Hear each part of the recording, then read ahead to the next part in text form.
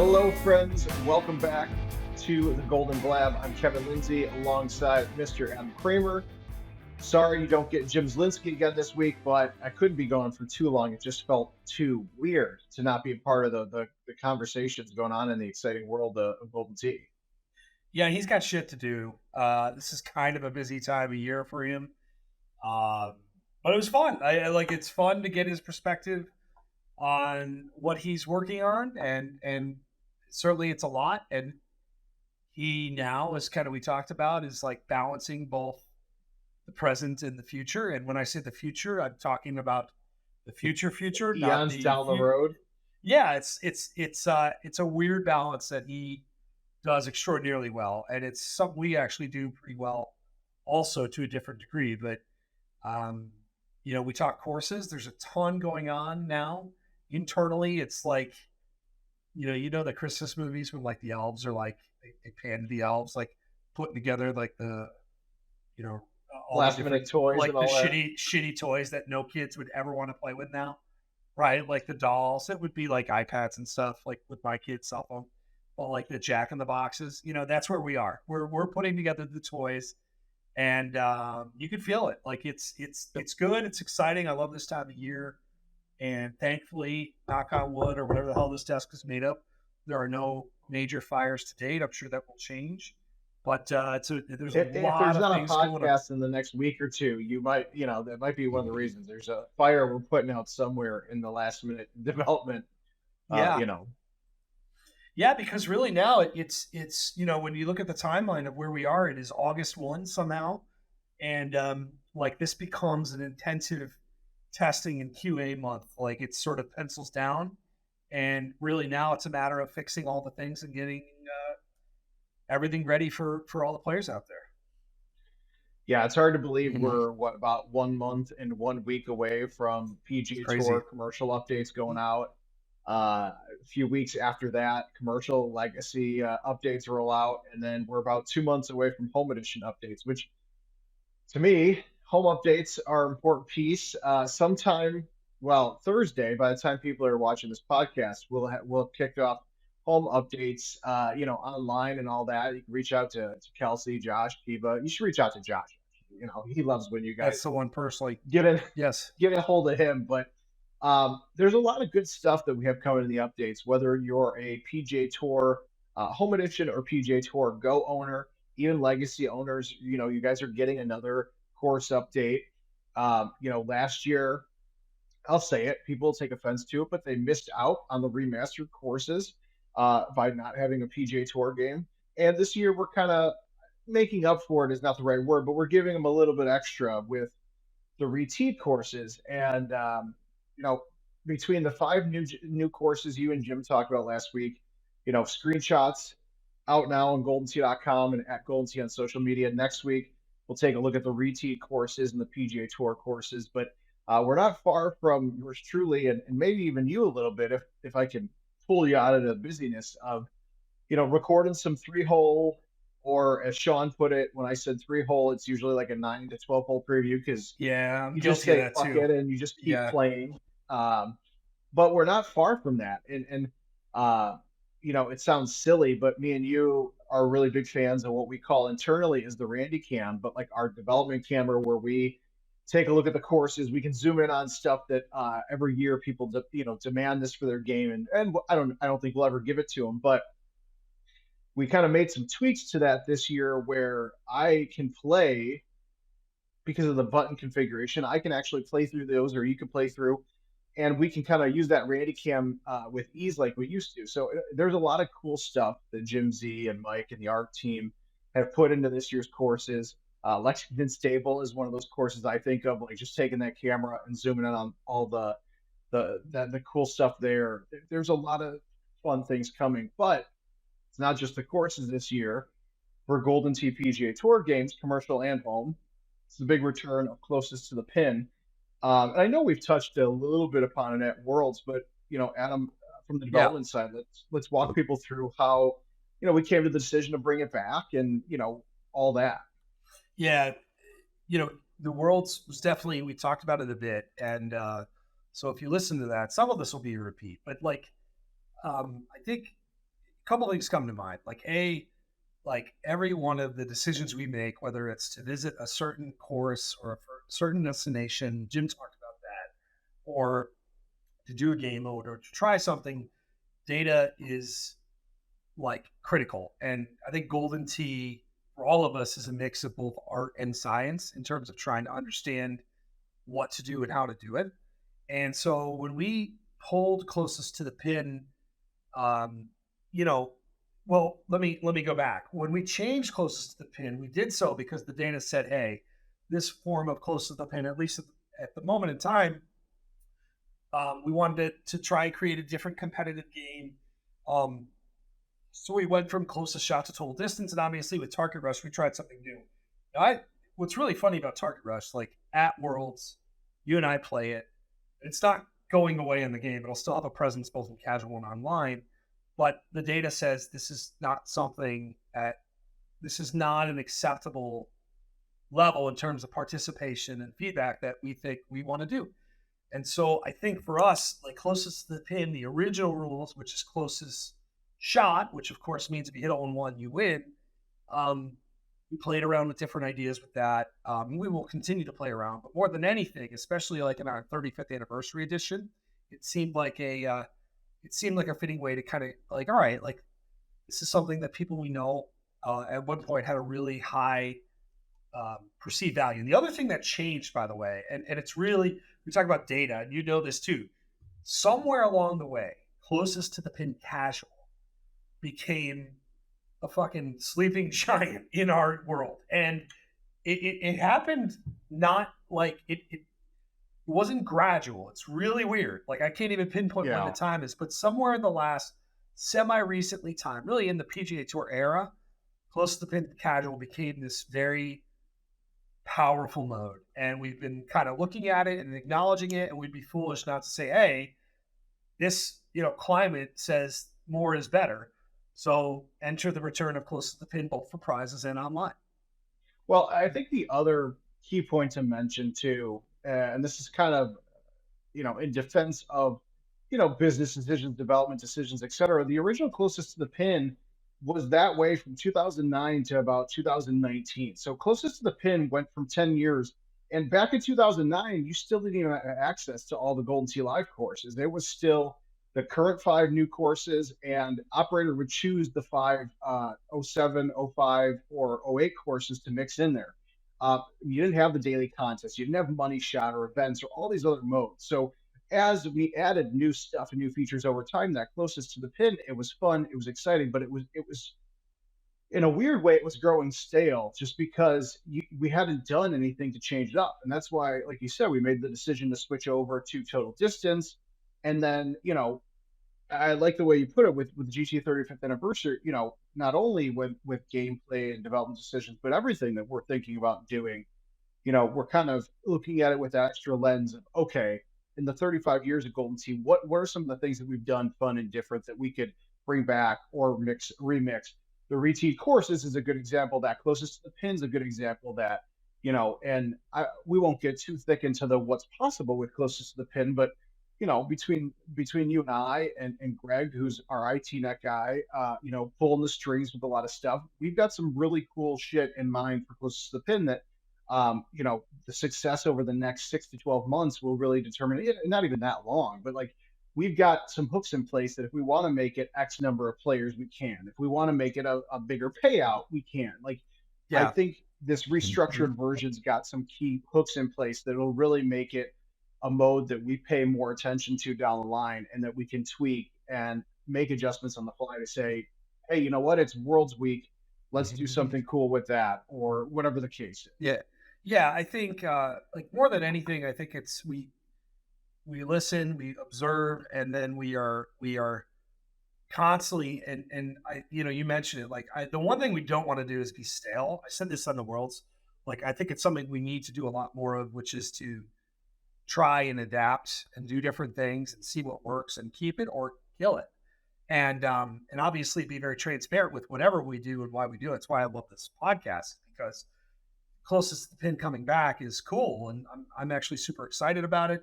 You've got holes that people haven't seen, and we're gonna get the flow of this a little bit better. look, we're going to find that right formula of difficulty, we hope, to make it feel good. And if it's not right, we'll change it, and we'll constantly find that sweet spot. But there is something about that mode that I think is really approachable, very, very approachable. Walk up, you get all in one, which you probably got to do. You win, not always, and that was always kind of fun. I'm excited to see, on Facebook, the way, some of like what is going to be the furthest shot that wins a tournament, because it is winner take all. I always thought that total distance for close to the pin was the better, not better, was the more appropriate way to determine someone's victory or not, because they have to hit 9 shots. But I think we can acknowledge that there is something really fun about, if I'm really good on one of these 9 shots, like that's good enough, right? So like everything else, Yeah. like, yeah, I mean, we love close to the pin. It's like this is the game of mode and casual. My kids are playing at home. You can power through games. It's exciting. It's exciting to have it back, and like you said, it's kind of the right year for it in so many ways.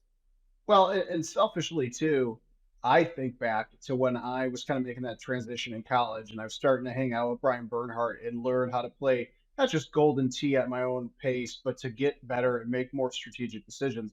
But also, I enjoyed the chaos at closest to the pin. If I've got 10 minutes while waiting for food at Buffalo Wild Wings, let me play 2 or 3 closest to the pins. If I get a hole in one, maybe I've got $10 that I can play a couple more games later that week on. Like for the growing player or kind of that middle tier player, closest to the pin is a good opportunity to win some extra cash. That, let's be honest, 97% of the players are going to put right back into the system because, I mean, that's how you and I grew up playing Golden Tee is, hey, I won money. And guess what? I'm going to go back to the bar or to B-Dubs and I'm going to play more Golden Tee. And let's be honest, I'll maybe win $1 or 2 back in my $5 18-hole play.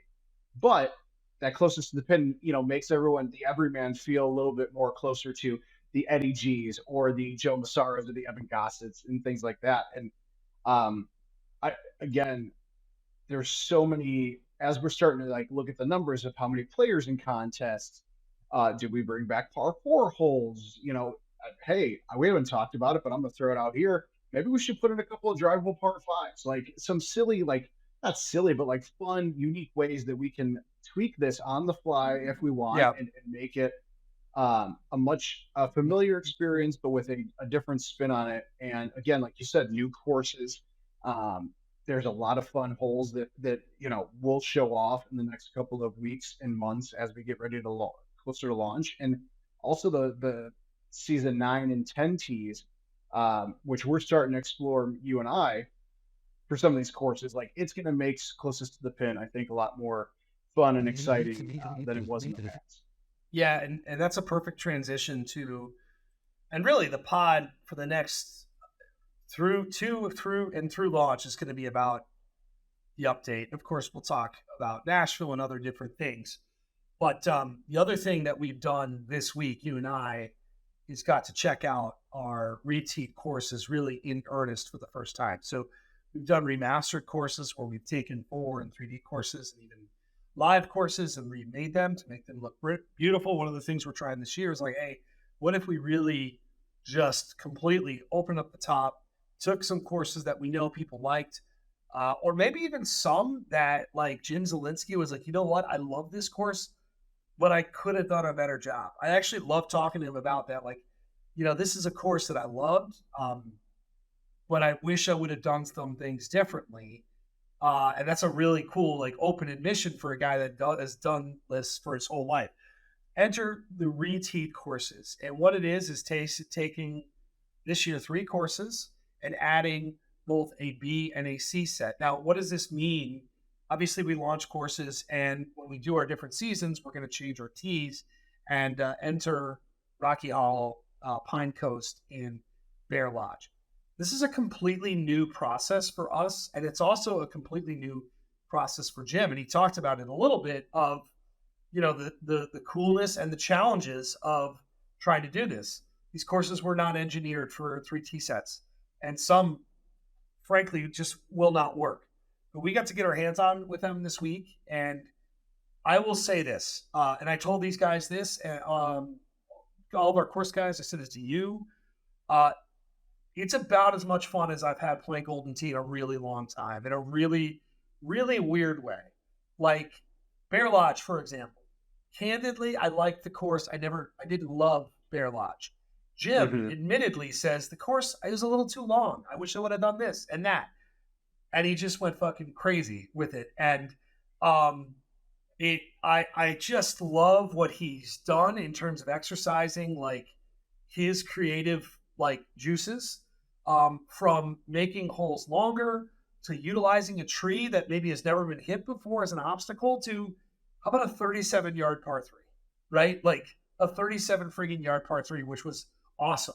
So That high uh tee putter, baby. high T, yeah, no, like he it was an interesting moment, right? We've had these things in, we're looking at them, and I don't know what your takeaway was, probably similar. I thought what an impact it had, and absolutely had a blast playing through these. Yeah, I mean, honestly, you and I are two of the biggest Golden Seeders out there, so it's going to seem a little biased, but It is for um, sure. there are some looks on these courses that are familiar, and then there's the ones where you and I had to spend a few minutes looking at it and go, "Where the hell are the original tees?" Because they're so vastly different, and I think for new players, um, you know, we're going to push these newer players to spend some time in the season 8 where there's just the original tees. We'll do some fun contests just to get those players to see what these courses look like because they really are so different when you get to season 9 in January and then and season 10 later in 2025. Um, like I said, there's a little bit of familiarity there. Of course, you're going to see the original boxes, but you could really see where 10 years ago when Jim was designing, Bear Lodge. I mean, if he did this stuff 10 years ago, that course would probably be in top 10 in a lot of people's eyes because it's just, they're so much fun and different. And yeah, like you said, 100% agree. If we didn't have so much other shit to get to when it comes to the business, we probably would have spent 5, 6 hours playing those new tees because they were just so different and fun. It's yeah, I found it like the way that he can take like a non-drivable par four or a drivable par four. Par threes in general like are largely the most interesting I've found because if you think of some of these holes both on Rocky Hollow and Bear Lodge, you had kind of like that island green feel, and so you're shooting at greens that went from maybe a down 10 to a right 10, or and par threes I think overall are like have gotten the most dramatic facelift. And yeah, there are some holes that, frankly, when you look at what he constructed, I think he's limited by. And in the future, we're going to kind of diagnose like what makes sense. But for the most part, like, wow, it drastically surpassed my expectations. And I think you bring up a good point. If you've been playing this game for 20 years and you know these holes, you're going to get. It's like if you watch Breaking Bad and or you didn't watch Breaking Bad and you just picked up Better Call Saul, right? Here's a story about this scumbag lawyer, and it would be a great show without the proper. You don't even need the context, and that show would be a great show. If you watch Breaking Bad and you knew the origin, like you'd be like, "Fuck, man, this is a banger. This is where I would have been playing at, and now I'm here. That's really cool." That's kind of how I would equate the reteat. If you've never played it, like you're gonna love these courses. We're never gonna pick duds, right? A dud is a strong word, but we're never gonna pick courses that the data says don't do that. Although I don't know. Now after seeing just how different we can make them, maybe I'll contradict myself. We might. Like if the course could be manipulated enough, we might say, hey, um, let's try this thing. Let's try and again, there's a lot of options to do that. In general, though, I really liked the courses that he picked because all of them have kind of trademark holes in my eyes, different trademark holes. I think I like Pine Coast 18, which will be a bitch no matter where you shoot from or how you shoot. Really, there's a handful of Pine 16, 17, 18. I think all have some of those. So like these holes that we remember as being tough or iconic, they're now iconic in a lot of different ways. Again, a lot of fun, a lot of fun. Well, and the nice thing too is that as soon as this podcast goes out, because we've already started doing, you and I have gone down the Golden Sea fan rabbit hole of like, okay, where should we go now, knowing how really Yeah. fucking cool these are, frankly. And it'll be interesting to see what the community thinks, and to see if there's some crossover between what you and I think will be some fun courses you could go back in time, and to really change up. Again, I've spent the last like 3 minutes looking at Golden Sea Fan, like, you know what? But there's just, until you try it, like, don't knock it until you try it, because there's going to be a lot of variety there. And whether it's national tour events, or worlds next year. Yep. The other thing too, with not just these courses but all the courses next year, is we have the what we call A, B, and C sets. So season 8 when 2025 comes out, season 9 in January, and then season 10 later in 2025. But there's going to be a brief period between 2025 and when the 2026 update comes out next fall, uh, where we're going to have all the T sets mixed together. And I think no matter what course you're playing, that's something we haven't had for a while. And I think of Worlds next year, if we do it again in the summer, um, all of a sudden now you've got 3 sets of tees that not everybody has played a ton of time on. So like the tournament aspect of this, I think will be just as interesting as a daily contest, or a regular 50-man contest.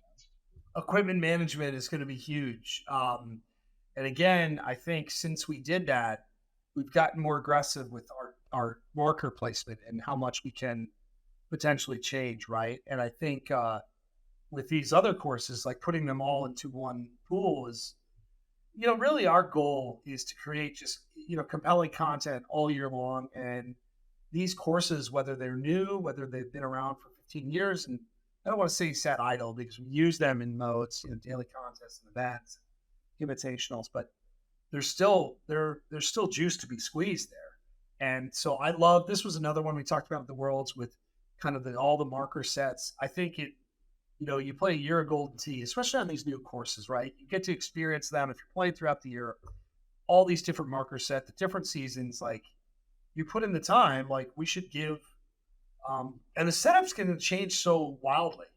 It's going to change so wildly, which I think is really cool and kind of a feature this year. A thing that we'll talk about next week, honestly, is a new feature that we have. And you know where I'm going with this without saying it out loud, but there's a new feature we have where we really want to like put the entirety of the Golden Tee Encyclopedia to use, and in a fun and creative way. Again, 35-year anniversary, iconic. That we want it to feel like 35 years of Golden Tee in one feature. And actually, that's true in all sorts of game modes. But the tees, starting with that, I think it's something players want. Again, we do listen on occasion, and I think it's something we're really excited to roll back out. No, it's going to be a lot of fun. And the one thing I touched upon, and there was a purpose to it, was talking about how national tour events can be affected by this. And one thing, national tour events are going to be affected by, not really, it's not that big of a deal, but uh, players have seen me at tournaments on an official capacity for the last 7 years. For you, who Yep. happens to be president of a division of a highly successful and busy company, you don't, and you have family and other things to worry about. You don't get to go Yes. out to these as much. So we're coming up on your almost 5 year anniversary. Have you even been to Wisconsin since Don retired? The end of 2019. I'm I trying don't to think remember. so. I'm a Worlds man now. Yeah, it was my life for a really long time to go to these tournaments, and I loved it. I still do love it. Um, it's just the world changes, and yeah, family changes too. But I'm looking forward to it. It's there's a reunion of sorts. It feels like, in terms of old heads like me that have been around, I guess, quite a long time, and people that certainly I really do appreciate, respect, that we'll get to see. And I don't know. By the way, I did want to bring up, as part of this, um, no one will ever see it or believe it, but when you and I have been playing these reteed courses, we've been playing some really good Golden Tee for us. And I did hit what would have been like shot of the week. I get not shot of the month or any of that. A ridiculous hole in one on Bear Lodge. I did have like, Yeah, it was some like low T 3 wood yeah, bullshit. And I said, yeah. why, in It my head, was, I'm like, why is he low teeing this? Like up against a 13-mile-an-hour wind at the 8, around some trees that you've never hit around before. yeah, yep, First time playing it, and he drains yep. it. Yeah, it was Um, so it was actually pretty fun. Like I gave oh you yeah, yeah, kudos. no, but we've had some good moments. Like we've had And I some had something like that on Rocky, I think. I don't remember you what did. it was on one of the par fours, but I'm like, oh shit, that actually went Please in. please don't make that believe that my game is presentable in a public setting anymore. Um but every Just once in a hand while. Adam an IPA and challenge him to 1 through 20 games Yeah, next no, you're weekend gonna at need like in 2 or 3, Nashville. and then yeah, no, but it is fun. I mean, playing a couple games out there will be fun. Catching up with people will be great. When was the last time you were in Nashville? Period. Have you ever been? You've been to Nashville before, Yeah, haven't I you? have. It's been a minute though, man. It's been a minute. So, um, but I'm looking forward to it. All of it. It's going to be a really, really good time to get out. And just in general, it's, first tournament post Worlds.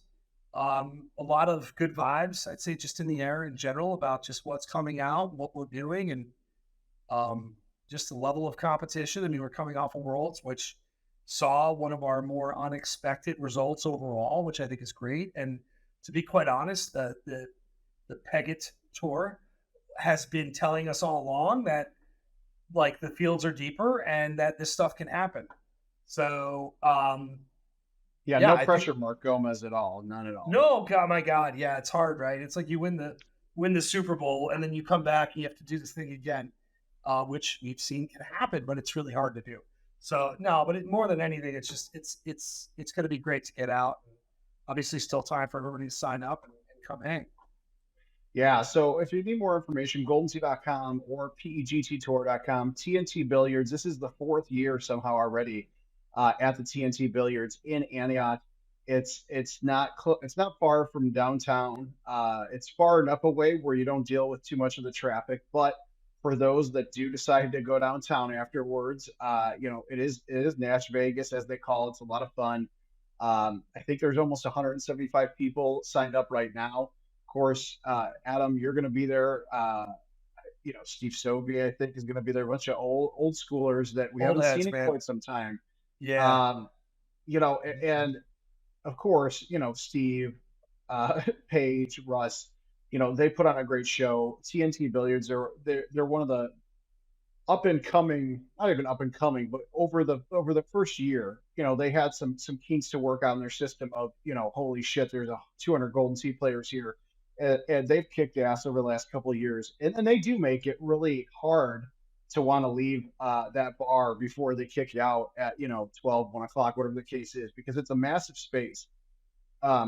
It's a pool bar.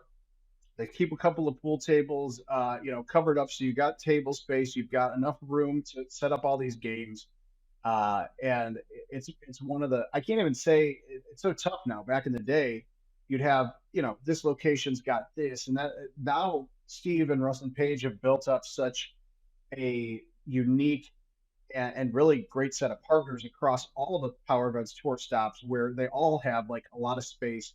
They all know how to treat the players and their significant others and friends. And, it's something that always makes you want to go back. And I'm glad that you're going to be able to get out there. And I'm looking very forward to seeing how that turns out. And, Oh see no, if I I can mean, drag in a couple of Golden Tee games.